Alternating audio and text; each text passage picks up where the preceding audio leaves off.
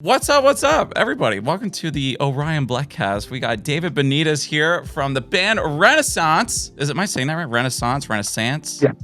Renesans, yeah. Renesans, okay. I wasn't too sure. Like, I feel like sometimes the accent might get in the way, especially maybe the Boston accent. And I love seeing the Boston pillow in the background there, man. That's awesome. Oh, it has to be there. I don't have the accent myself, therefore I have to insert it into anything I can. That's great. Honestly, since you're a Boston, I don't know if you saw it or not, and I hate talking about myself right off the hop, but since we're talking about Boston, did you see that, what is his name? I can't remember the name off the top. Mark. Mark, yeah, or Mark or whatever, Allmark. And he's got the BLEGH hat on during a podcast. Do you guys miss each other during games? Yeah. During games? Yeah. Well, I can always look over to the bench and see him. I mean, and when I'm sitting on the bench, I can look on the ice and get lost in his eyes. Yeah, He loves the BLEGH. Love to see it. Ah, it's crazy. Yeah, it was kind of cool to see that, but we're not here for the BLEGH merch here. It was just cool, and I saw that. I'm like, oh yeah, I totally forgot he was a Boston fan. So that's dope. Well, for the people that are kind of chiming in that may not know who you are, why don't you tell some of the newcomers here that are coming to this video who you are, what you do, and all that shenanigans. Yeah, so for people who don't know me, hi, I'm David Benites. I'm in a band called Renesans. We've been putting out some super heavy hitters this year. We put out 2 songs, one called Labor of Hate, the other called The Guilt Machine. Things have been going great. I'm also a vocal coach, traveling all over the place, helping different vocalists in different bands and teaching people all over the world how to do screaming, singing, and just everything in between. And I have a blast with that too. We do lots of videos, like I said, lots of travel, lots of festivals. We run an online program called EVI Now. Want to know what these cupcakes have to do with vocal compression and screaming? Check out the newest course from our EVI Now program for more. Well, we like to have a hand in a little bit of everything with what we do. And we have a great time while we're doing it. That's dope. No, I think this conversation is going to be great because of all the things that you're doing. I mean, you travel, first off, just traveling around the world, being able to work with some of these amazing artists. I don't know if you want to name drop a bunch of them or maybe some of your favorites that you've worked with. I mean, it's been a really great couple years. Things have really, like, for those of you who have seen what I've been doing, like especially with lots of different videos taking off over lockdown and then coming out of that and live music coming back and things being basically non-stop ever since. I've had so much fun working with bands and touring with bands like We Came as Romans time and time again. Fit for a King, Motionless in White. Been so much fun working with bands like Polaris, working with bands like Asking Alexandria, Memphis Mayfire. It's so much fun. Like so many different friends that I've made over the last few years working this job. So many different people we've helped. So many different albums we've been a part of. The Word Alive and Atreyu are another 2 that I've had so much fun with. Both who have put out a lot of new music recently as well. There's just so many different bands I've worked with, so much good music that's come out of it, and I couldn't be happier with how all of it goes. And that's just to name a few. Yeah, no, I've been loving it, especially when you mentioned Telly from The Word Alive.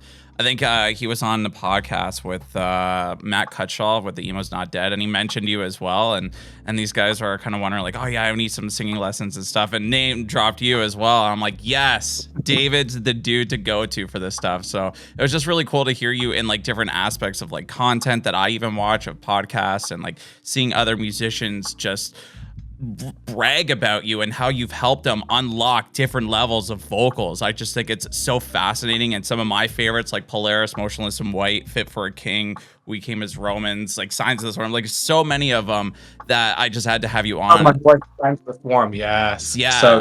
David is such a cool dude. I did a little podcast interview with him as well, like just in this back room, like almost like a closet.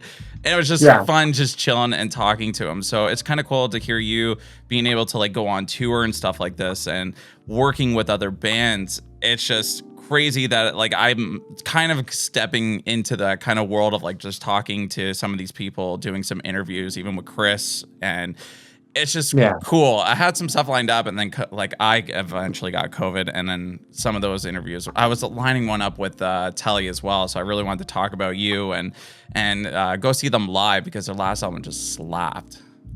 It's very cool. Hard Reset is a very fun album, and I was Happy enough. We were able to do that record in person with the Word Alive when they were tracking that last year, which was such a blast. We have some videos up from that, and we have more that we're sitting on too that are in the archives. That's going to be something I always look back on very, very fondly, and those songs are just absolutely nuts. And their live show right now is crazy. We just saw that show, that tour, the Blackout tour here right before Thanksgiving hit here in the US. So that was a really great time. And I think it's really cool what you're doing too, kind of starting to really be at all of these different shows in person. And I can definitely respect that, being someone that kind of lives inside of the internet, that has kind of made that big step out into kind of like the real world and finding that kind of application for it. It's definitely an intense but a very cool process to kind of start being both things. Yeah, it definitely is. And yeah, I guess like being in the internet world,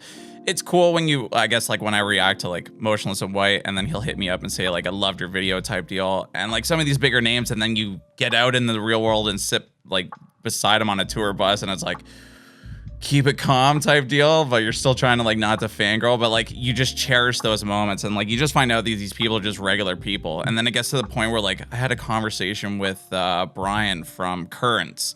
And I think your name came up as well. I think you've worked with him too, right? Yeah. Yes. Or at least very briefly. And he was talking very highly. And then it was just the most chill conversation that we had. I'm like, fuck, I wish we were recording for this. I'm like, this is just the perfect conversation for this kind of stuff. So, but it's really neat and it's very cool.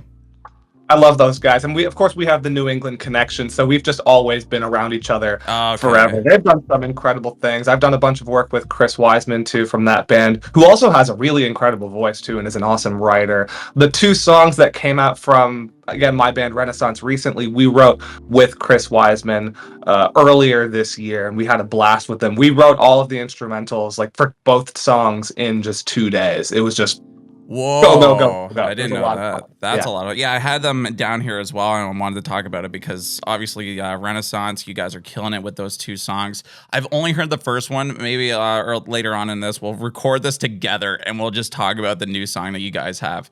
And maybe make some content on it, and then obviously promote this and get people to go over there and be like, yo, watch this podcast that we just had. We had a lot of fun.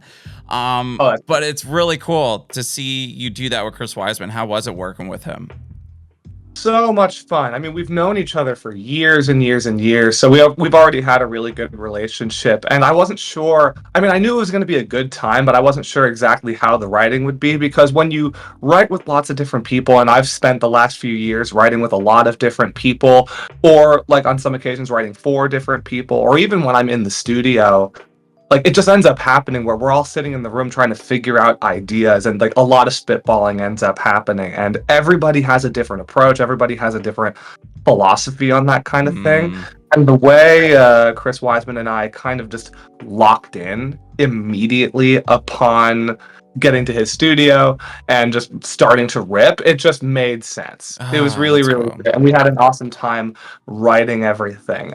I really love Yeah, I really love that you guys have like that kind of relationship already, because I feel like there is a lot of bands that maybe just hire them to like either do some instrumentals and stuff like that, which maybe they just have a really good connection with them as well. I just don't know that side of working with other musicians and stuff like that, but that's really cool. I really do enjoy hearing that, especially for someone like myself that loves Currents and the other bands that he's in as well that I can't think of right off the top of my head.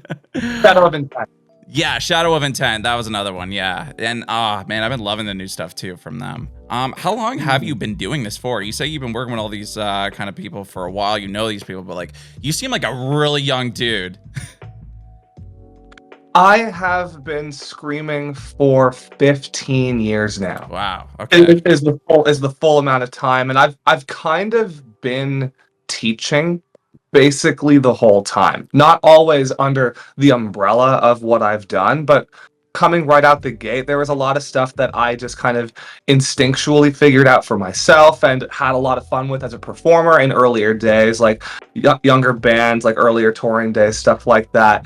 And people would always come up and ask me for advice, especially because I've always been someone that's very open and welcome to questions and happy to help people and talk to literally anyone about anything. So I started to kind of notice that the stuff that I was having people do was really, really working. And I noticed an opening for this in terms of, especially as I started to come up into the industry and get to know lots of different people on both sides, I started to notice that all of the questions were the same. Ah. And all of the concerns were the same, and all of like the fears were the same. And I started to notice that pattern for a pretty extended period of time without it really changing. And I took it upon myself and kind of said, if no one else is going to really try to mend this and really create a way to like make people feel super good about learning, feel really excited about learning, and have it not just be about problem solving, but just enhancing the entire situation, enhancing the job, and just making every part of what that means fantastic, then I'm gonna do it. That's That's awesome. where Extreme Vocal Institute came from. That's dope. And how long has that been around for? How long you been doing that?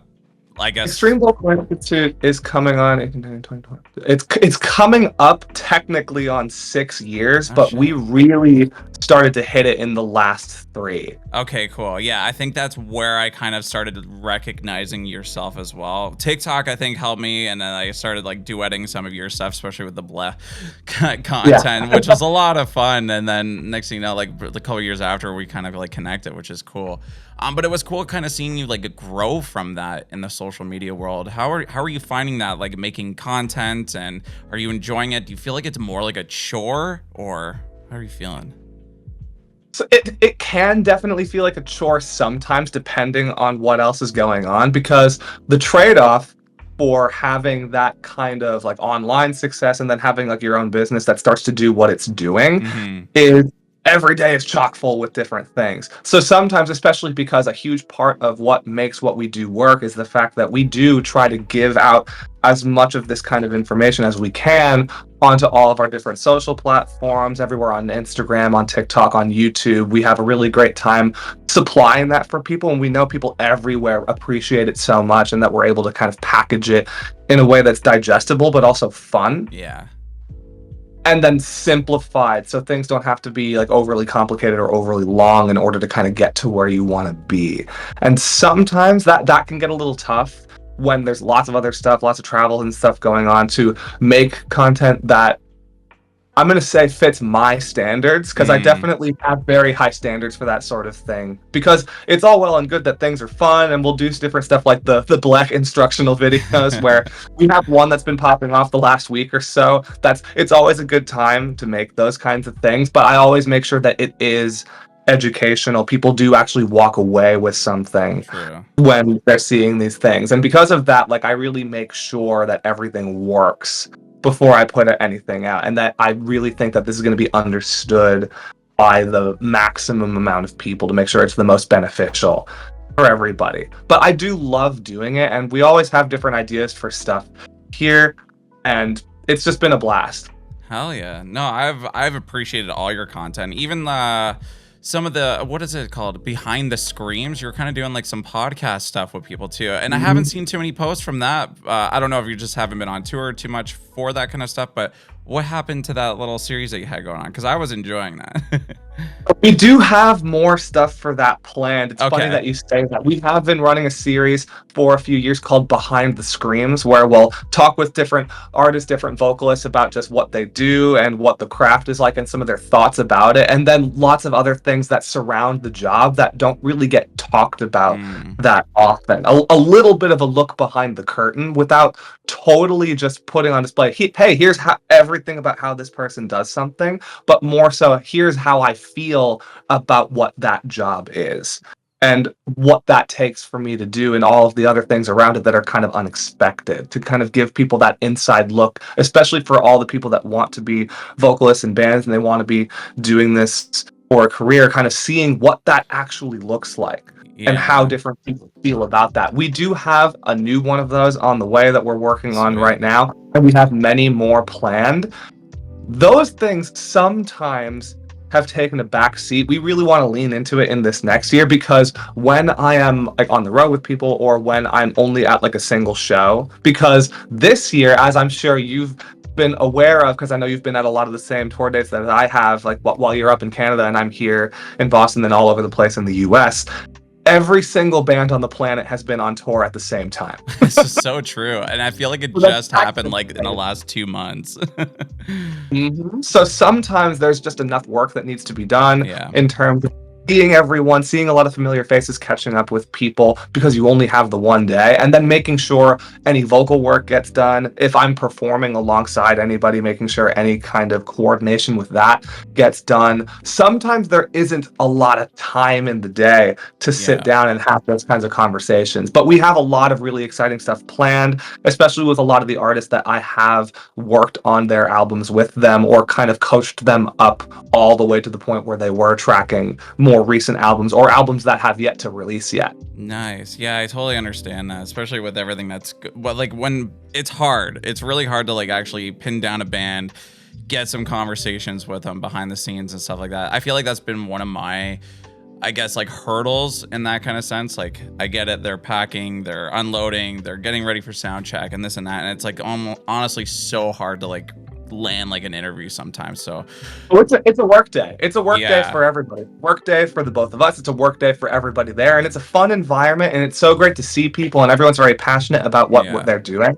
But it's one of those kinds of things where, like, depending on the day, like, different things happen, and just, like, every hour of the day oftentimes gets accounted for. But we do have lots of really exciting plans for our behind the screens content stuff, and I'm glad that you've been enjoying that too. Some of the more recent ones that we have for people here that see this, that are interested, on our YouTube channel, which if you search Extreme Vocal Institute, you'll find that, and lots of fun stuff there. We have one that we did with Fit for a King about their newer album, The Hell We Create. We have one with Ingested, with our man Jason Evans, about their newer record, Ashes Lie Still. And we have one with my dear friend Ricky Hoover about their new record that came out earlier this year called The Burden of Faith, from his band Of Sulfur. All different records that we were so stoked on, and different bands that I've been so stoked to work with over the years. Yeah, and different vocalists as well, which is really cool. Like just different style of vocalists, which I always kind of find interesting, and why I like watching some of those. Like when you go from like Ricky Hoover to Ryan Kirby, I'm like, I feel like they're totally two different kind of styles of vocalists in that sense. But I thought that was really interesting too, because you have worked with Ryan Kirby, and I really enjoy his stuff, like kind of like going through the discography, doing some of these reactions. And this is kind of like where I started listening to Fit for a King. I never was a fan of them until like now. But I've noticed, because I've seen them before with Alpha Wolf, and I thought they were really good. Maybe they're on the like tail end of things, and they sounded really good in some spots, and some spots, you know, maybe not so much. And then next time when I saw them with, I believe, who was it with? Landmarks, I think. And yeah, that one, and fuck, I can't remember their last one, or the other people that are on the bill. I'm at way too many concerts to like even like remember this stuff. Yeah, so like, and then when I saw them live on there, and I brought my wife to that one, and then Kirby just crushed it. And I feel like maybe it was just like a shift in what maybe he learned with you. And I'm just like, I think at the day after I messaged you, I'm like, yo, like Kirby is amazing live. Like he crushed it. That band has really tapped into something special over the last year and a half and 2 years that I've known them, and with what they've done with the stuff that we've done together is really exciting to see. They've been really crushing it. All the shows that I see them doing over on they're on the Help We Create like headliner over in Europe right now, which is absolutely what looks like phenomenal for them. And again, like they've really tapped into something special. They really unlocked something. So definitely check out that band if you haven't already. Yes, definitely. One of my favorite bands that I have reacted to as well. So, and then even Ryan Tuck, I think has come a long ways with his singing, and just like, I love his like social media presence, all of his bass swings that he does. Like I think he's like really well known for that now, but just a cool, chill guy. Fun, pardon? It's really cool, and like with working with lots, because you said like working with lots of different bands, different styles, it's really fun getting to kind of be like a hidden member of a lot of different projects. for like a short time, or kind of feeling like that pretty regularly, depending on the band. And just like there's so many different personalities. Every band is so different. Every song, every album is so different. So it really keeps what I do feeling really fresh, and it makes every part of it super exciting. And even though like a lot of the stuff that I teach is like screaming bassist stuff and a lot of like technique stuff around that and how to make that work, when I'm working with different people, it's really a totally different animal every single time with every single person. Even every single conversation ends up being totally different in terms of how we structure things and how we kind of create what the next thing is going to be together, which has been really awesome on my end, because I'm never bored with it for a second, because it really never feels like the same thing when I'm doing it in this way and in this kind of context. It's a lot of fun. Yeah. And I love being able to take that and put that into things like our YouTube, into our online program, which is called EVI Now, and just be able to kind of display all of these different ways of thinking about things and learning things for everybody to see. Man, I have been through your website, and I have like the membership and everything for it. Right. And I've always wanted, like I used to scream back in the day a little bit. I mean, at least I thought I could. One of those situations. But I did singing and stuff as well. So like I had the key and all that, blah, blah, blah. But I was going through some of your stuff, and I just wish I had more time. I mean, I make like all my content and stuff like my life, and I don't think people realize like how much it's a 24-hour job. And then I always want to do more things. I'm like, yeah, podcasts, yeah, let's go to interviews and shows, and then I'm gonna start doing vocal covers. I'm gonna do a vocal diary, and I'm like, and I just don't do these things. So like I'm just dying for like stuff to slow down, or I get enough people to like I can help me with editing and stuff like that to like keep up, and then start pushing out a regular content like that. But I like the website. I liked what I have learned from it. Like sometimes I'll be folding my laundry or something like that when I have like an hour to do some work around the house, and listening to that in the background and like just kind of singing around the apartment. But even living in an apartment, like I live in an apartment condo, and it's tiny. It's like 750 square feet. So it's like very, very small. And that was one of my fears. So I guess like you talked about a little bit of like fears. What are like some sort of like fears that you've seen from other people in the music world that you might, I guess, repetitively hear that you could probably help them like quickly with this? Like kind of give them a little peek of like what you talk about on some of your vocal classes. Well, for both a lot of different touring artists, a lot of like major artists, and just people at home learning for the first time, a lot of the fears revolve around some of the like the typical stuff that you would kind of assume with this, which would be like people like damaging themselves, hurting things, any sort of like long-lasting, like not fun stuff like that sort of thing. But on top of that, it's a lot of fear of sometimes of like perception of what others will feel about the sound. Sometimes it has to do with a lot of like identity things. Sometimes it has to do with like I want to sound like myself, and I don't know how to get there. And sometimes it's really easy to feel like everything that's out there is about sounding like everyone else. And while I do make videos occasionally about like my take on how to sound like different people, especially when I know there are so many people that like the thing that will make them the most happy is being able to get close to something like that. I love making content like that too, but that's definitely not the premise of the way I teach, or the thing that I kind of hold the most importance with when I'm working with people like this one-on-one. It really is about helping people find their own voice and their own way of getting there too, and not kind of repeating the same process as any other person. And on top of that, a lot of it becomes just fear of even like knowing what it is. Yeah. Because there's been a lot of confusion about like what different stuff about screaming is, a lot of the mechanics, a lot of the different styles and the different types, especially because so many different words and lots of different kinds of terminology gets thrown around, and people get super confused about that sometimes, and it makes it tough to feel like it makes it tough to navigate is what I'll say. And something I'm really stoked that we've been able to do with what we do at Extreme Vocal Institute is kind of turn that around and make asking those questions and make seeking out that help and make gaining guidance really enjoyable and really fun, and something that people get excited about rather than fearful of. Because especially like in years past, a lot of what you would see is people only really seeking out help when it was needed, like if something was hurt, if something was damaged, only on like the other side of things like that. So there's been a big kind of thing surrounding this kind of coaching world of things, especially when it comes to screaming around. It's only necessary for that kind of really intense, like, oh no, problem solving. Yeah. Like that code red moment. And I'm really stoked to turn that around and make it more about, like I've been saying, like what's next? How do we make the biggest record, the biggest tour you've ever done? How do we make stuff sound the best it ever has? How do we enhance what you have? How do we make you sound more like yourself? How do we put more tools in the tool belt? How do we just expand and move forward in a way where the job continues to be fun? And it's the same thing when I'm working with people who have just started out too. It's just giving them the tools and the kind of joy and excitement to kind of really jump in. Because even when I started, in a lot, I hear this a lot, there was a big feeling for lots of people learning where you just kind of had to tough it out on your own. Like everyone just kind of figures out their stuff. Most people don't talk about how they do what they do, or want to talk about how they do what they do, because a lot of people don't know, or people will hold that pretty close to the chest because they don't want that imitated. True. So there's been this big, oh, you just have to tough it out, and hurting yourself is just part of the process. And I'm really glad we have been able to change a lot of that with what we do here.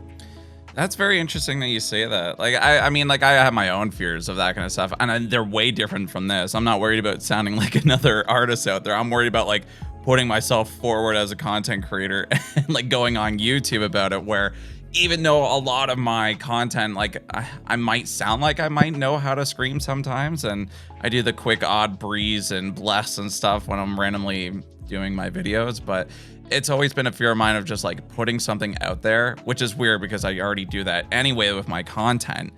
And then just hearing all the negative stuff, I feel like, bro, like, but I feel like a lot of people would be supportive, but like I get so scared of that. So it's kind of cool to hear different sides of the fear spectrum there. That and you bring up a really good point with that, because that is something I hear a lot from all sides of things. Even though, like, one of the main things that I talk about with people is how screaming is just an extension of yourself. Ooh. A lot of people feel that hesitation because it's like, what if the way I sound with this song isn't good or isn't enough? Like, what if, like, performing to all these people, what if the way I do things isn't enough? And a lot of people sometimes will latch on to trying to sound like others for that reason, sometimes. But there's a lot of that in this kind of world where it's like, what if who I am when I'm doing this isn't enough for what I want to be? It creates that kind of fear of putting yourself out there. But the big part of it is just like screaming is just like kind of the most heightened, most intense version of who you are that you can put out there in terms of the way you can express and the way you can move and the things you're saying with your songs or other people's songs if you don't do your own. Like it can be a really unbelievably like cathartic, like very like releasing kind of thing. Yeah. I know a lot of people, myself included, even got into this in the first place to really be able to take everything that was in here and just let it out in a way that is really intense, really amazing in that way, heavy as all hell sometimes, depending on who you are, but then also constructive. Yeah, the constructive stuff, definitely, for sure. That's cool. And very like helpful as well, and just to kind of keep mindful of it, especially if someone's out there that is kind of going through some of that stuff. Definitely David, your guy. You just heard it here first. But it's cool, man. How did you learn to scream? Like, where did you kind of grow up? What was your kind of like influences to like get you to start getting out there? I mean, I am definitely a child of the YouTube machine in that regard, Yes. which I'm honestly pretty proud of now that I live inside of it. Yeah. For a lot of people, like, so that's a really cool kind of full circle thing on my end to be able to do things in that way. But especially like if you remember what the landscape of things online and things like YouTube were in like 2008, 9. Like, it was definitely still more on the primitive side of things. And in terms of, like, screaming knowledge and lots of different people putting videos out, a lot of it was just about just push as hard as you can and hope for the best. Oh, shit. Okay. I didn't know that.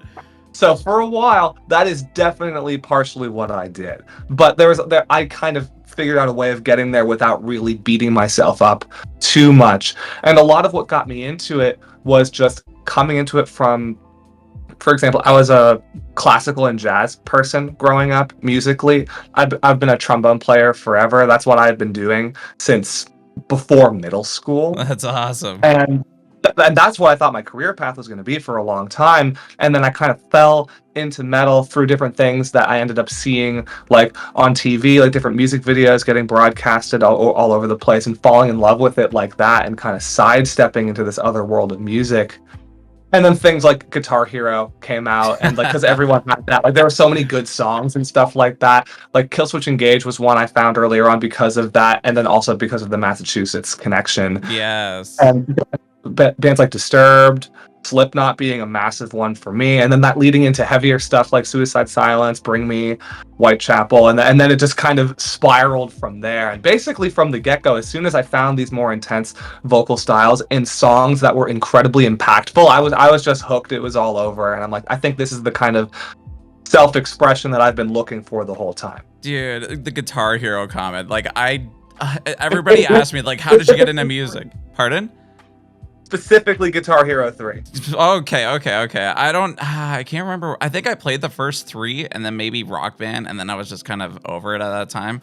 But like everyone asks me, they're like, you know, like what's your favorite band, or like how did you get into metal? What were your first things, like influences? And I'm like, I kind of always roll back into like high school of like the old Devil Wears Prada, August Burns Red and stuff. But like Guitar Hero really did have a big impact of like learning new styles of music. It's like almost like one of those, I guess like mix CD things, if you will, but you're playing it with your friends. And it was just a lot of fun, and then makes you want to learn these guitar parts, and then you start learning the songs, and then you hear different aspects of screaming and singing and yelling. And I just remember, I think that's how I got into Every Time I Die with the song The New Black.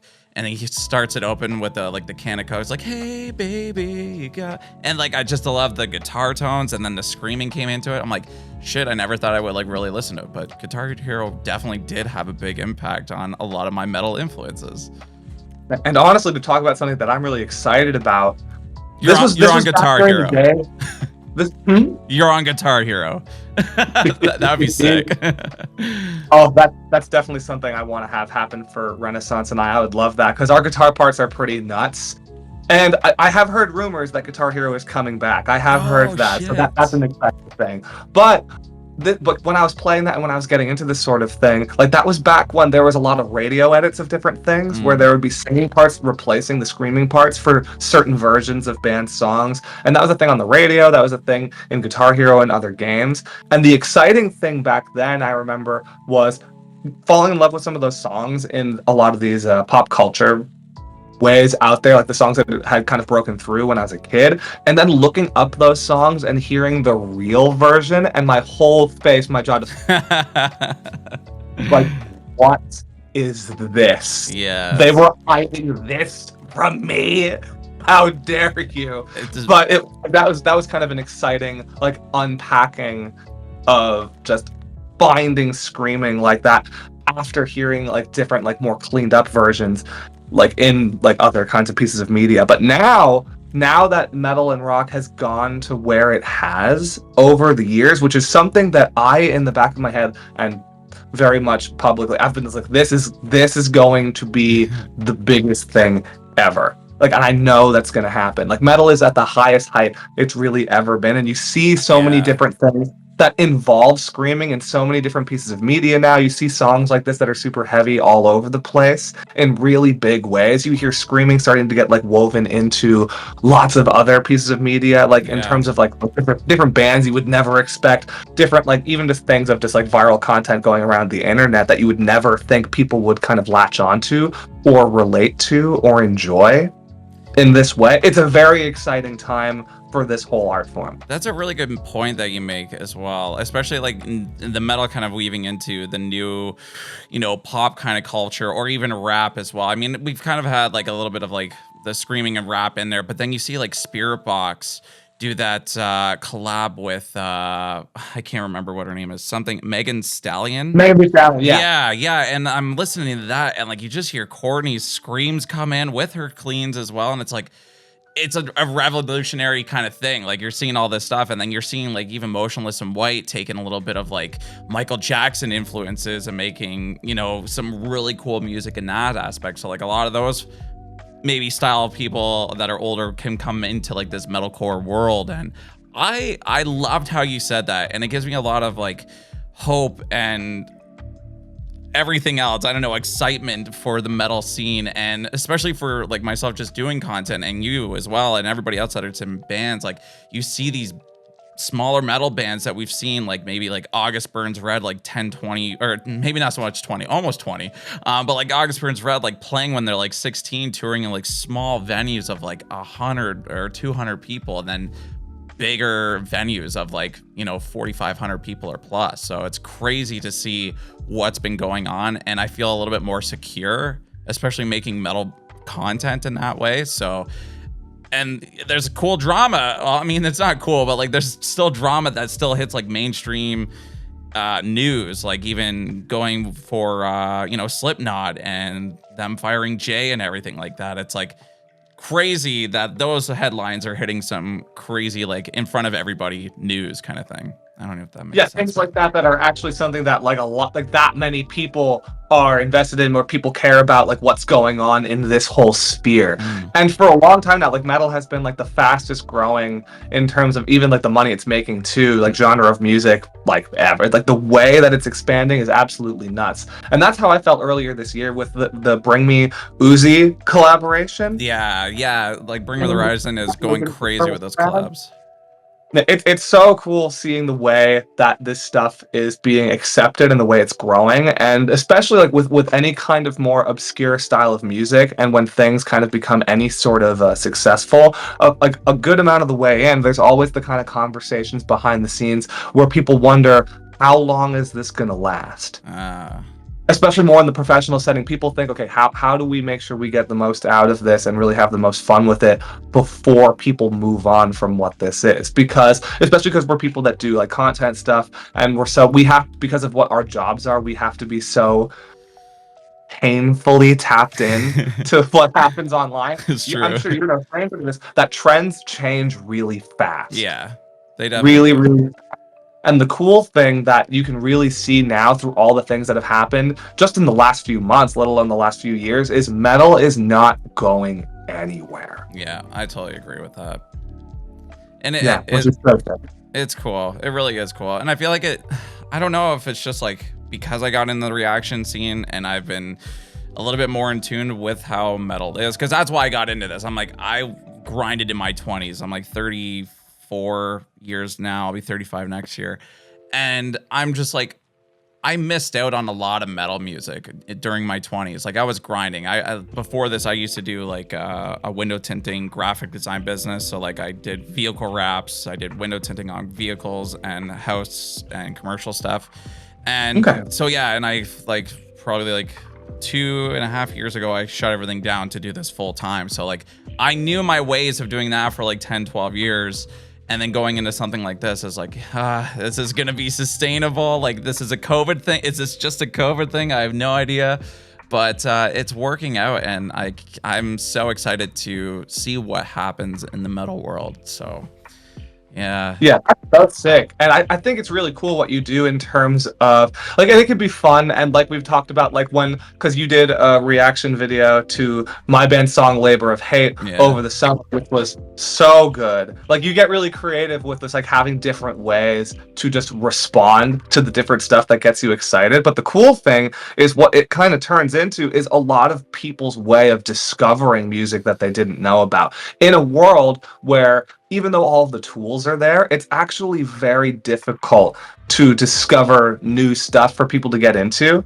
Or sometimes people become a little bit resistant to listen to anything that isn't the bands that they've already been listening to for like 5-10 years already, that they already know really well and trust.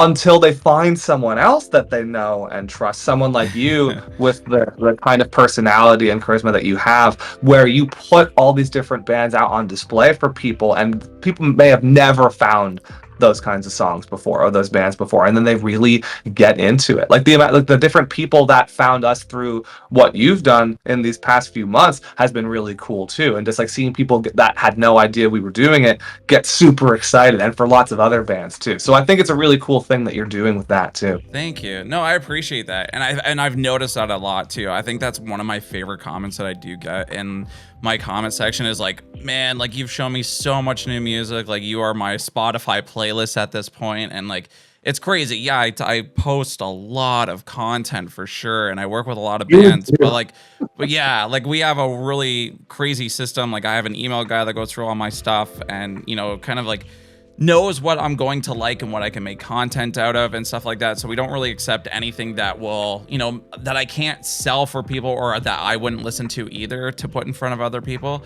And and rightfully so, I think, to a degree. And I know some people will say like, well, let other people just decide for that. And, you know, as a content creator, I'm like, if I put something out shit, like it, for one, this is my name on it too, but I really want to push those bands that are kind of up and coming. Like, I don't know if you know, fuck shirt am I wearing it? Face Yourself. They're out of New Jersey. So yeah, they are sick. They have been on the rise. And this was like their first year of really doing stuff. I think they had a year.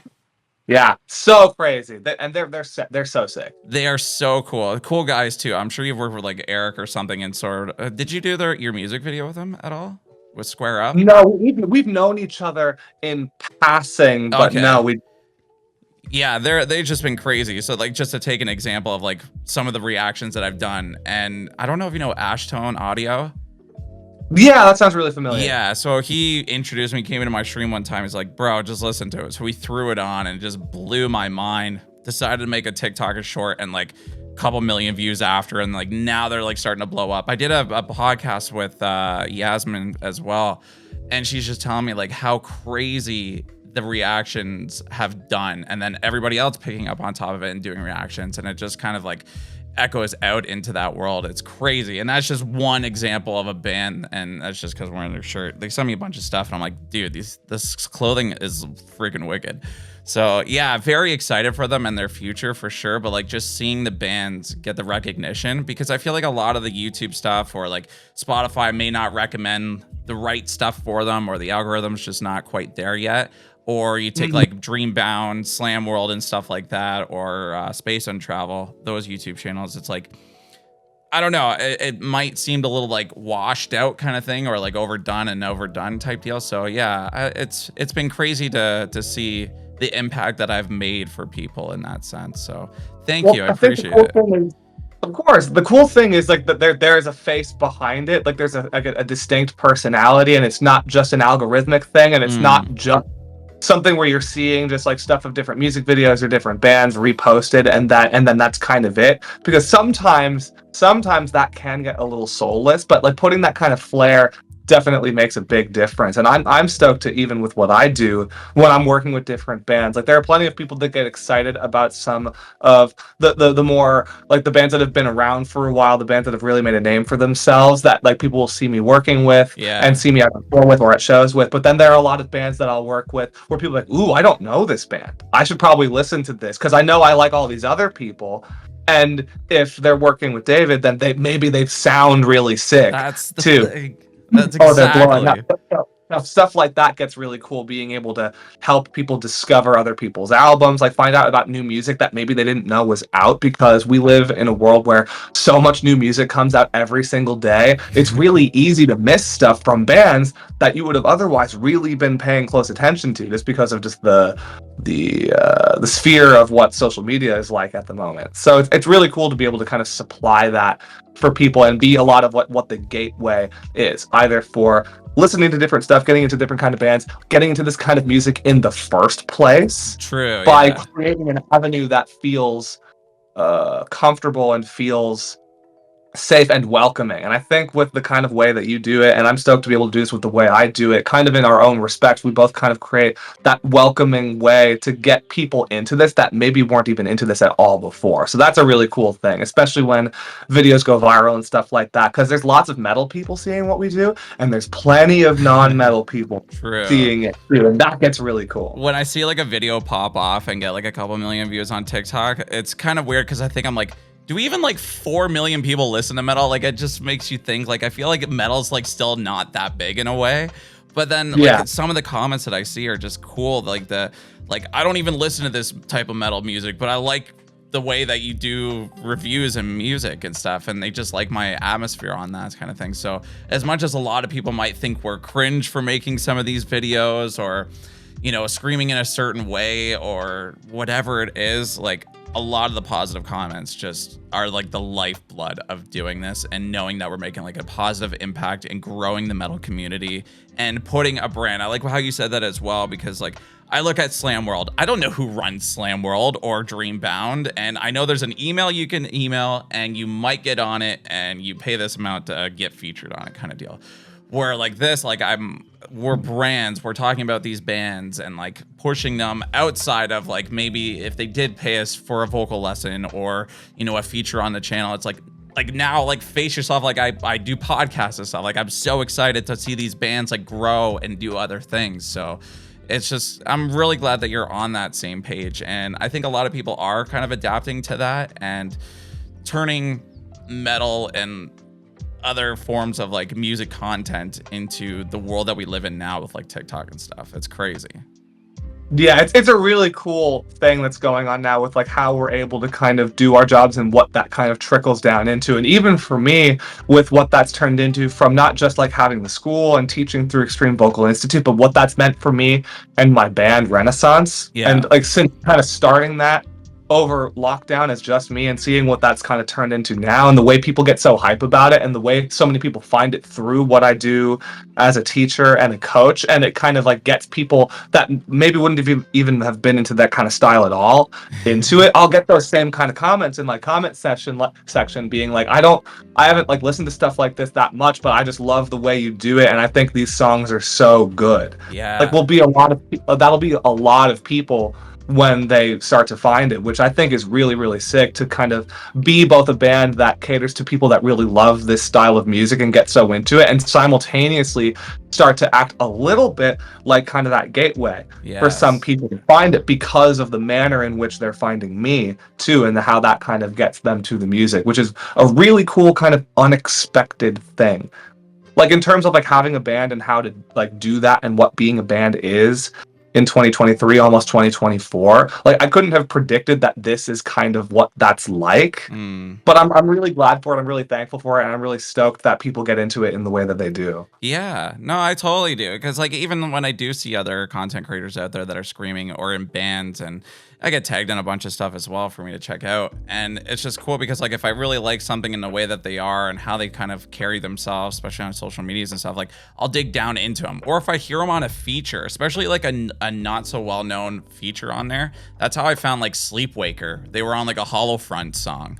And it was one of the older ones, and it just had it was a longer one, but it was such a good song. One of my favorite ones that I found from Hollow Front. And it sucks that they're not a band anymore, but because of that, and I like this sound and everything, I started following Sleepwaker. So there's so many cool avenues of how this stuff works. It's crazy. So for Renesans over here, there's obviously you have this band. You have, is it only 2 songs you have right now? We have a handful of songs out that we've done over the years as we've been kind of trying to find ourselves, because like I said, because I've been in lots of bands over the years, and when I was younger I was doing lots of different bands too, like on the local level, like just being a kid just starting out. But we really wanted to have something to really showcase what I do and find a way to really put all of it on display. And we started it as just me, like I said, over lockdown. It's been something that we had been like working on like quietly, like behind the scenes since like 2020, and we've put out a few songs in 2021, 2022, and had a lot of fun with it. But a lot of it has been kind of figuring out, okay, what do we want this to be? And then in kind of meeting the people we've met, forming the friendships, that we have and getting a lot of the experience I have, especially like getting out on the road and meeting so many different people and experiencing so much music all the time, and then really finding out like what really matters to me and what I really want to do with myself as well, on top of starting to write some music with some really incredible people and working with some really incredible people. We've really tapped into something I think is really, really special, especially like having our whole full lineup for the band now has made a huge difference in terms of how everything feels and just where we're headed now. It's been a blast. Hell yeah. With these new songs that we put out this year, again, like one's called Labor of Hate and the other one that I think we're going to check out soon is called The Guilt Machine. Yeah. This is really kind of the new beginning, and this is only like the tip of the iceberg for all the stuff that is going to be coming next, which I'm really, really excited about. Dude, I'm so excited for that. That's really cool. Yeah, we'll definitely check out that. So if you guys are listening on this podcast interview thing, I never know what to call these things. I just sorry. Same. I'm right there. Oh with you. yeah, I put slashes and this and that, or chats or talks. I'm just having a conversation. I have some notes in case we get off track, but it's a lot of fun doing this. And yeah, we'll definitely check that one out. So if you are listening back on this, definitely check out our reaction on there, and then David will actually put us through what they got going on for that and what that song's about. But going with this, so when you say like you for Renesans and just trying to figure out what it is, like so is this going to be like, you hope to be like a full-time thing, you're gonna go tour, all that stuff, or is this more of like a project?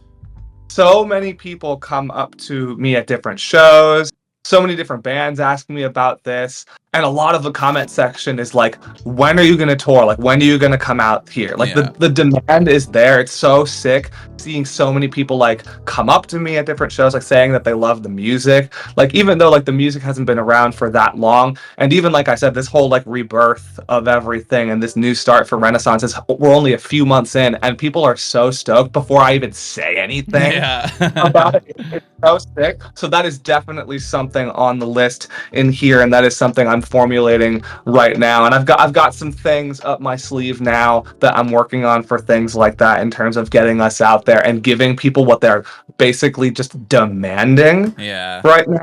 Is really sick. And for anyone that's watching this too, we'll even use this as an example. Let us know, let me know if you want to see Renesans out there touring and where you want to see that happen, because I am paying very close attention to this. There you go. And like the amount of you guys that are saying it, and it does make a difference, and I have plans. So that's what I'll say about that. That's awesome. Well, that's good that you have plans. I feel like if you don't have a goal in mind, especially when you are working on a project or anything, in that case, working out or whatever you're doing, you have to have like a clear vision or goal. So, I mean, obviously it's in the back of your head somewhere to go out there, hang out with your buddies and go tour and do what you love doing. I mean, you're already kind of doing that with some cool ass people right now, which I think is phenomenal. Another example that I kind of see like an up and coming vocalist, which is Casey Carlson. Do you know her? Deadlands. Yeah, we actually. Oh yeah, you did a thing with her, like a little flip flop vocal thing. I saw that. That was dope. Yeah, like she covered our song "Labor of Hate," so I did their song "House of Cards," and then we reacted to each other too. We had a lot of fun with that. That was a really nice thing that we did. They just announced a tour too. They're really crushing it. Casey's been awesome. We've had some great conversations. We ran into each other a lot, like in like the festival circuit of things here in the U.S. this year. So much fun. Yeah, it's crazy. And the both of us have done lots of different performing with different bands, and that's been a lot of fun. And I love having like performed with a lot of the bands that I've performed with. Like when I'm touring with lots of different people, like we'll end up doing a song on stage together, which has been a blast. And I love being able to showcase what I can do too, on top of being able to help others. So I'm stoked to be able to really bring that full force to people when the Renesans machine ends up out on the road and with a lot of these bands that you guys are so stoked on. Man, see, if I were you, I'd be like so excited just to like get out there with my band type deal. Like if I was screaming with like Chris and We Came as Romans and all them, I'd be like, fuck, like I have to get this band going. Like we need to go on tour. I'd be so jazzed up for that. So I think that'll happen in due time, man. I think just your energy alone, I love seeing your videos. I stop and just watch, and just your energy, the vibes that you bring, the communication that you have with who you're touring with, I think is a lot of fun and kind of cool to see, because I think I was scrolling through your Instagram. I saw the one that you did with Will Ramos, and the back and forthness, and I'm thinking, I'm like, do they just go up and do this quickly, or like did they talk before to like who's gonna do what part and what part? So it's kind of cool to see you guys like just like magically do it like almost perfectly. That was fun, and anytime it's been Will and I in a room, it's always been really interesting and really fun. Especially because like the energy is so we're both very energetic people, so it's a lot of fun. Yeah. We both do so much different.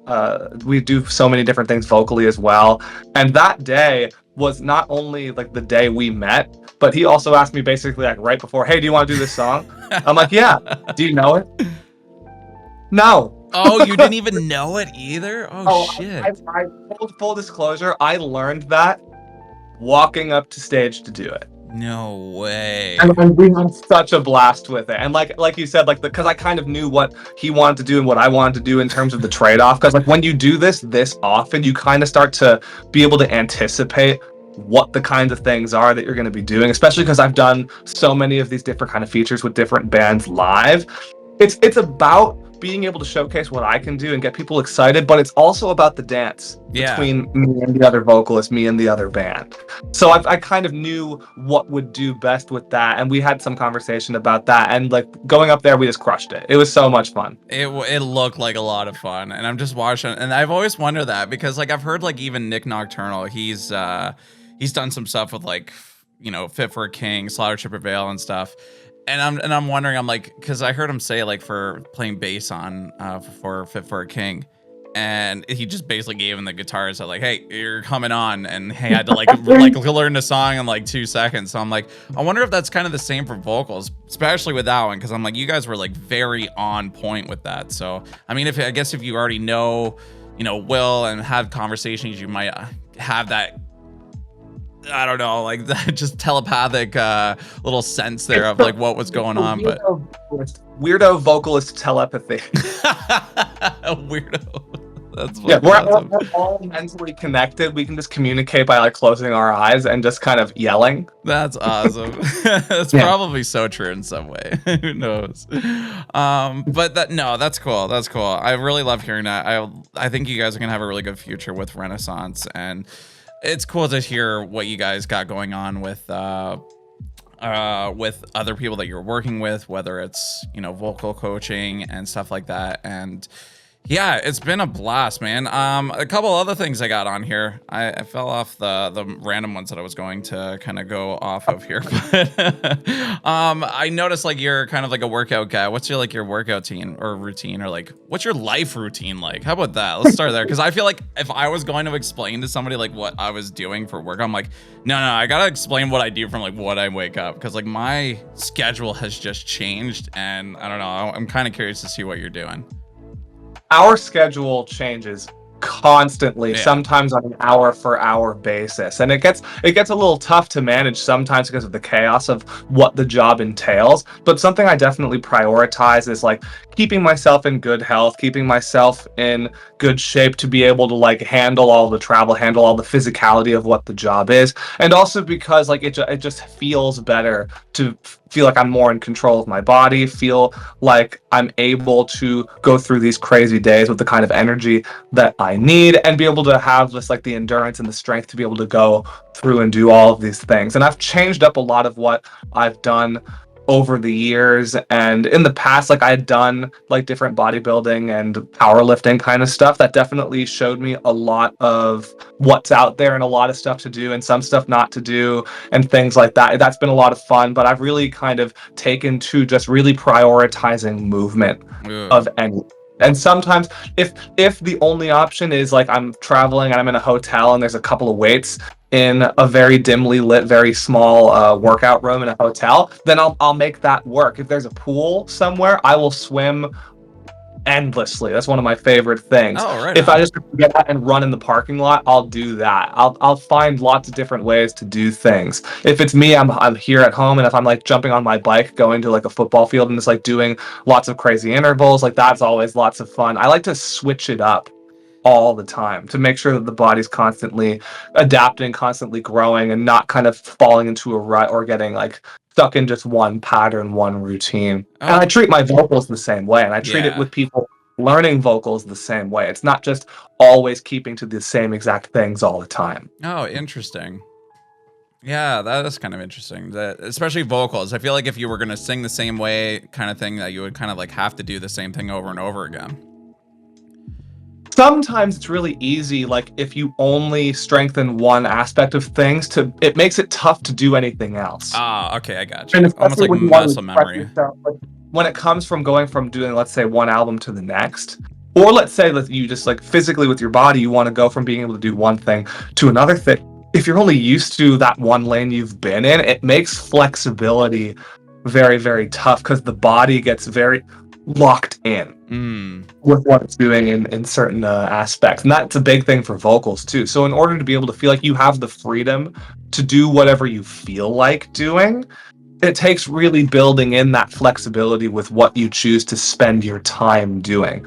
And that comes to like the way that you're vocalizing, the stuff that you're playing with, and the way that you get your movement in for the day too. Yeah, no, I like how you said like just kind of like doing different things, especially like just like physically for ourselves. I ride bike as well. Like you get snow as well, so you kind of know my kind of thing. I've seen that. I respect that, and I know you've been on the workout grind too. You've been crushing it. Yeah, it's been crazy, man. Like I've been like kind of learning some new things here and there, but like I like going out for a bike ride. Like we have some wicked trails where I live, like basically in my backyard. And then I've like literally been watching like a lot of, well, where did I hear it first? It was kind of like from Dr. Peterson about like the carnivore diet that he did and like how he cured a bunch of stuff and like for his daughter as well, which kind of caught my ear. And then I heard like Dana White talk about it, the president of the UFC, and how it changed him, Joe Rogan, blah, blah, blah. And so I went like ham with it. I'm like, you know what, if I'm gonna do it, I'm gonna do it. So I'm like, right now I'm like waking up. Well, I was for a bit, but like now it's 7 o'clock. But usually it was like 6 o'clock. I'm not doing caffeine, no alcohol. So yeah, no caffeine, no alcohol, water, and then I'm doing cold plunges every morning, which are crazy cold. And yeah, I fell off for like a week just because it went away for a bit. And getting back into it sucks. But like just eating meat. But I was like doing intermittent fasting for 19 hours a day as well. And I was doing that for like a good 25 days in a row that I did it for before I went on a little vacation. But it's now that I went out and like ate like shit kind of thing, had a couple drinks, sitting in the hot tub, not doing my cold plunges, and like getting back into it these past couple days and like going back to the gym now, it's like, it feels like a fucking struggle. And then just seeing like how much like our bodies have like kind of adapted to the way we lived. Cause like why I took away the caffeine was, I was doing like 2 scoops of pre-workout and 1 to 3 energy drinks every single day for like the last like 4 years doing like YouTube and stuff like that. So like, you know, you're getting on camera, like you want to be hyped, you want to be this, then you go on to a stream. So you're throwing back another like pre-workout and an energy drink and then alcohol on top of that to have fun, more fun, I guess, doing live streams. And yeah, it was taking a bunch out of me where I'm like, I just have to change something. So that's why I went like so hardcore. And like even in the last month, I like dropped like 22 pounds and then and just felt better. Like when I got back after like, because I had like a couple energy drinks because we had long drives, I had the shakes. I couldn't sleep at night. So like, it's just crazy how much we don't really realize that we're taking care of our bodies or how much we need to be. Because like even that, like I've seen bands, I've talked to them as well, like doing shows, and they're itching to get a Red Bull and stuff like that. And I'm like, doing this on tour with Red Bulls and stuff like this, I'm thinking like how much I already do, and like doing it on tour, I'm like, I couldn't imagine how hurt your body is at that point. So taking care of your body is important.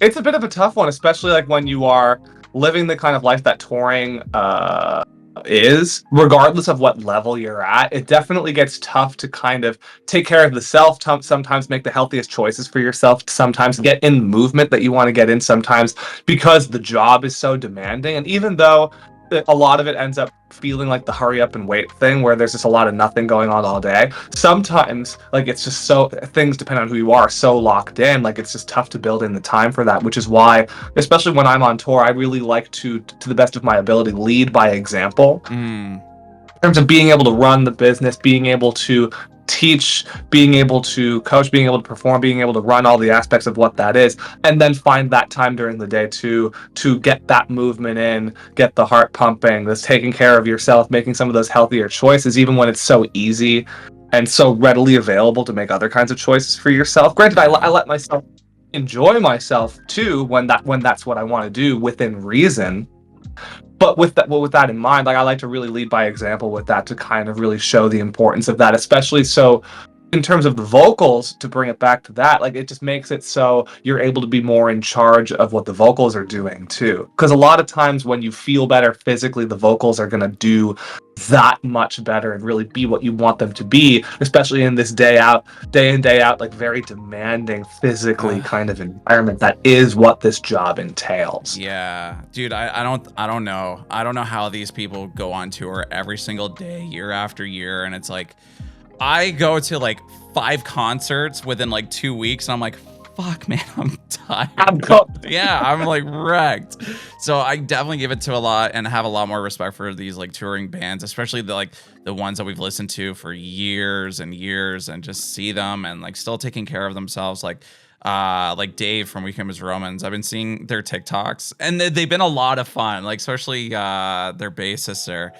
And the fun that they're having with their content just always has me intrigued. But I guess like Dave does his cold plunges and like brings like a cold plunge. They all do their cold plunges now. Yeah, they all get super into it. That band has been a lot of fun to be on tour with, because like me, they definitely prioritize like taking care of yourself physically and getting your movement in, regardless of what that means, because everyone kind of has their own flavor for that. But they've got workout stuff like hidden like under the bus kind of thing. Like everyone gets their stuff in like that. I know Dave plays hockey when he's home. He has a lot of fun with that. But like being able to like take care of yourself in that regard, like to whatever degree you're able to do that with, whatever like your physicality allows you to do, just enables you to do so many great things on stage, and be able to have the freedom to kind of have the ideas you want to have with your music too, which is why I'm so glad to be able to have that and see that kind of thing with different artists I work with, and be able to do that for myself as well, and then kind of like help other people feel like they can get themselves to that point. Yeah, I think it's a very important part for sure. Like even just myself in the last little bit, like I love going for my bike rides and stuff, and I thought that was enough, and I thought, I was like very like I went through like a spiritual kind of moment as well. I was like microdosing with psilocybin and meditations and stuff like that. Never tripped out, disclaimer, I've never done any of that crap. But like I found like a lot of the research I was doing that it helped, and like my creativity has like evolved, and just being mindful of like a lot of the things that's going in my life. So just getting more into like the eating stuff and like what really works for me, and that I feel like I'm just dialing in more on my health more than ever. And it's stupid that it took me 30 some odd years to figure it out. So I was just kind of curious about like how you like kind of take care of yourself in that way. And I think a lot of people could learn from that, especially if they are planning on being a band that's going to be touring and stuff like that, because I've talked to a couple that are ready to go out and they've never been on tour before. So like they're like literally training to go on tour. So I like how much they're taking it serious about it. So it's just cool to kind of get your points on that. Yeah, the future for the next iteration of what the touring scene and the up and coming bands right now and what it's going to look like is definitely really exciting. And I'm super stoked to be a part of that on both sides, touring with a lot of bands that have been doing this for a while and that have been kind of paving the way, and bringing in a lot of just new energy with what I'm doing with Renesans, and working with a lot of different newer bands that are getting ready to tour for the first time as well, and just kind of doing it from every angle. Definitely super fun and exciting. Yeah. Totally is. All right, I'll drop on to one more question before we kind of wrap things out. We're already kind of clicking over an hour here. But do you remember the first blech that you ever heard? The first blech I ever heard. Oh, that's tough. Let me... Yeah, you can take a second. For me, it was Wage War, Dead Weight. Was one of my favorite first ones I heard. So the story behind like me and like liking the blech so much is my fiance now. Went through a divorce and stuff like that in my 30, like when I hit 30 there.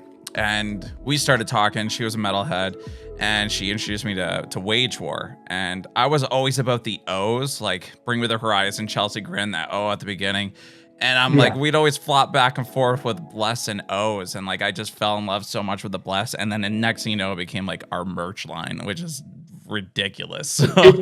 And like a whole show out of it. So it's just crazy to see that. Yeah, it's such a silly thing, but it's just so fun to do. Yeah. And it's so fun to hear like different iterations of that live. Like naturally, like one of the ones that I enjoy the most with that sort of thing is the motionless iteration of that. That's definitely one of the earlier ones that I had heard. Architects throwing that in there as well. Yeah. And then you'll hear that kind of getting peppered in over the years throughout like metalcore and through deathcore too, which was a lot of fun. Like in some of the heavier spheres of stuff. So that's just kind of a really fun thing, and I love being able to like show people how to do that and have fun with it. And I will say, for those people that don't know, I was gonna ask that right after this. I'm like, where's your blessed side? It's on the other side. way into a lot of different videos, a lot of different content of ours. We have a lot of fun with that. Dude, I miss having an actual room. This is like my living room. It is a disaster right now. Like, we have a Christmas tree up. We live in a 750 square foot apartment, which is probably the size of your bedroom that you're in right now. But it's tiny. Like, I have lights, cameras, fucking everything everywhere, and I miss having a room like that and putting stuff up. But I sold my house a while ago. It's definitely tough, and we're just in an apartment here, and with that in mind, like we've taken a lot of time to build the different spaces that people have seen us in into being what they are. This is the second studio that we've built so far, second space that we've been in, and we were doing it in a very tiny room before. And because you're a member of our online program, and for anyone else that's seen our earlier EVI Now stuff, or even our earlier YouTube stuff, like you'll see that it's a very different room from this. Yeah, I remember that. Small space, like we kind of built it into the set that it is, but if you panned at all, it was like there's a wall, there's another wall, like if I stand up at all, like my head's gonna hit the ceiling kind of thing. So like, it was very, we really made that work, and we learned a lot from building that first studio, and we had a lot of fun with that, and we put a lot of love into where we are now, and we already are thinking about like what the next studio is going to be, where we depending on like where we end up and stuff like that, and just like how we are going to build that even bigger and even better and like even more versatile, because we do lots of like kind of like what you're doing. There's a lot of audio aspect to it, and there's a lot of video aspect to it, so it's got to function, and it has to visually work for what you do as well. I know. I like doing the like off, like not reactions for content and stuff like that. Like sometimes like set up like in front of my sign or something like that. So like I have to move like all my lights over there, and it's like, this is not going to work. So it's sometimes it's a pain in the ass. But what I can't see that far, but what's on your wall there? What records you got up there? So there's a bunch over here actually that I'll quickly show you before we wrap up here. That a lot of different bands and a lot of records that I've done personally are right here on the wall. Naturally, we have the YouTube 100,000 right on. Mine's a coaster right now. I had it underneath my TV, so like we put up our Christmas tree, and the wife just had to like move a bunch of shit. So like even last night I had like a drink on top of it. So that's great. I love that. But so many different bands that I work with, and different albums have come out recently. Like for example, like Super Bloom from Silent Planet came out recently, and I've been working with Garrett on his screaming for a little while now, a couple years, and it's been so cool to see the transformation that he's undergone with the new Dying Wish album right next to that. Dude, we just got so good. That's like my workout album right now.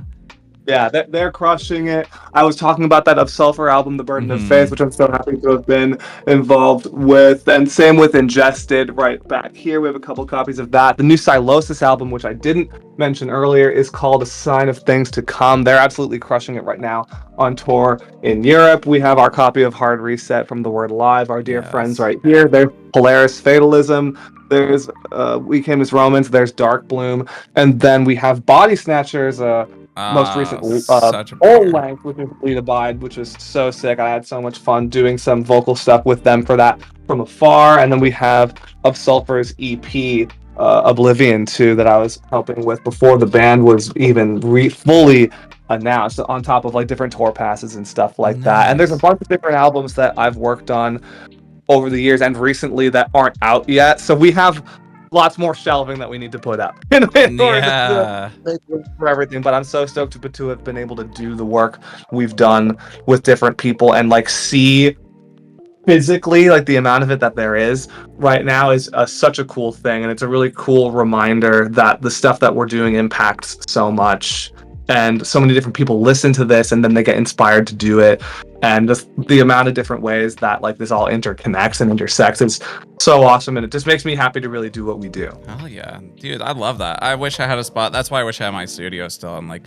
be able to like put stuff up and showcase that kind of stuff. And like you just walk into your room and you see that and you're like you've come so far and like you've worked with some really cool people and stuff like that. I don't know, it's just a really cool reminder in that aspect. Like I got a couple things, like I got like working with Tala, having Justin and the rest of the band kind of sign like their CD and stuff, and the band Envisions as well. Like they sent me a bunch of stuff with signed stuff, and really working with them and getting to know them as like people and just always shooting the shit. So it's really cool to have those memories, and it's just cool. It's crazy. I still don't understand how I got from one spot and not doing this and then here today. It's nuts.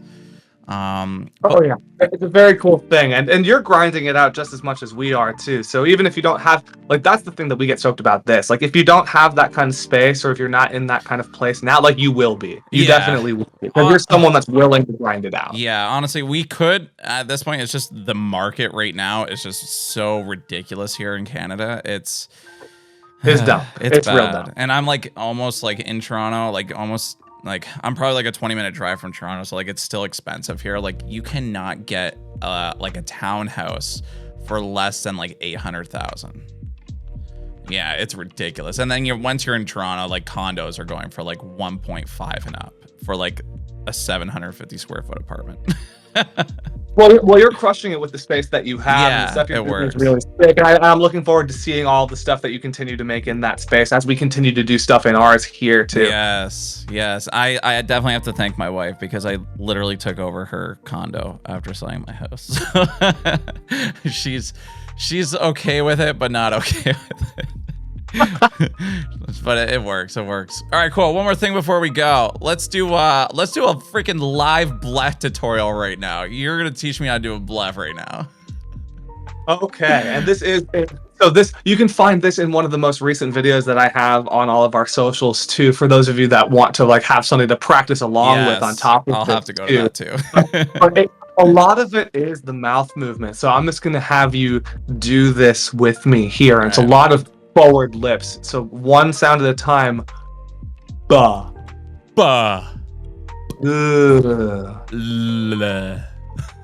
And then it's kind of a little breathy, a little loose. Yeah. Try to let it go at the end, not the beginning. Like let There all you the go. air out. Not all of it. Okay. Just kind of moderately loose. Okay. Very nice. A little longer.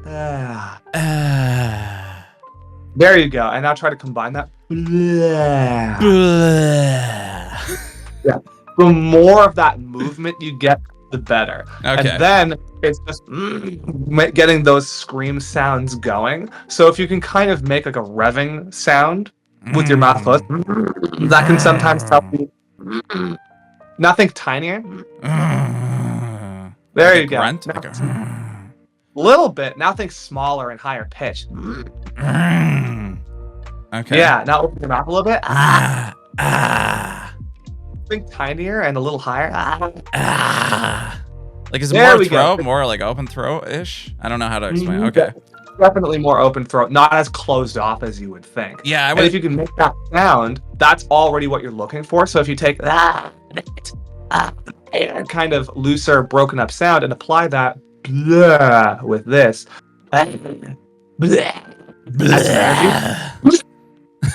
The mic just mutes everything because of the compression. No. So yeah, it's just like I'm gonna go farther away and face away. Nah, it didn't really work. That's all right. It's all good. Can you hear me okay with it though? I think so, yeah. There you go. Nice. And then it's not letting it get too loose at the end, just enough to do what you want. Okay. As opposed to and then it kind of falls. There you go. That's why a lot of times you'll hear the quick ones. Oh, okay, gotcha. Yeah, I remember when I was doing it with your first TikTok one there, and like, it still drives me nuts on doing that because the echo back and forth, like, like. Oh, I forgot about that. Yeah, it was a lot of fun, and like then when I saw you make another one, I'm like, yep, I'm gonna have to do this one again. Awesome. Yeah. I really do appreciate it, man. And everyone that's watching back or listening, definitely go check out David and his vocal classes on ETI. Was it ETI now? Is that what it is? EVI now. EVI now. Sorry. Yeah, I fucked that up. We like to fuck things up here. But I'll let you close it out, man. Just plug away, let people know what's up and what's coming out, and yeah, we'll kind of wrap it up there, and we'll start a quick little video after this.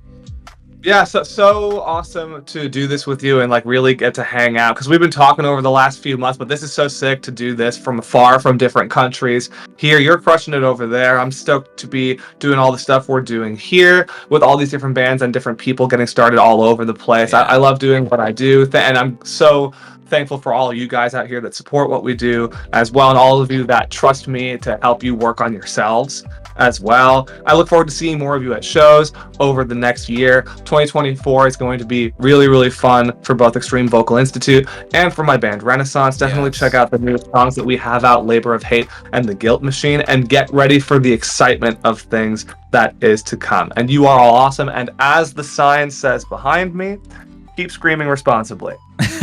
That's amazing. Perfect. Well, thank you so much, David. I had a blast today, and honestly, I can't wait to see what you guys do, man. I'm so excited. I'll leave all his links down below in the description below, guys. Go hit it up. You want some cool vocal coaching, whatever you need. This guy's definitely the guy. He works with some amazing people and bands on tours. Go catch him up. I'll hit all his links down below. So thank you guys so much for hanging out with us, and until next time, toodaloo, motherfuckers. Toodaloo.